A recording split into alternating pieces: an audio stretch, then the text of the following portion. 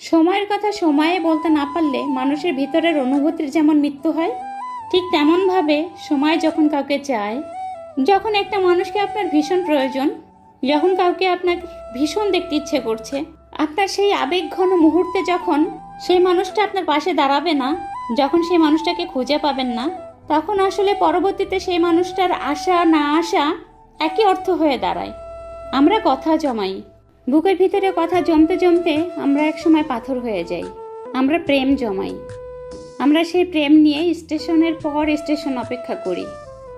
দিনের পর দিন যাওয়ার পরও যখন আমাদের প্রেম নিবেদন করার জন্য যখন কাউকে খুঁজে না পাই, তখন সেই আমাদের জমানো প্রেমের মৃত্যু হয়। মানুষ আসলে তার অনুভূতি নিয়ে বাঁচতে চায়। মানুষ যখন তার ইচ্ছা শক্তি হয়, তার ইচ্ছের উদয় হয় সময়ের চাহিদা অনুযায়ী, সেই জিনিসগুলো পাওয়াটাই হচ্ছে মানুষের আনন্দ, মানুষের সার্থকতা। যাকে আপনি সময়ে চাইলেন, অসময়ে পাইলেন, তাকে দিয়ে আপনি কী বা করবেন?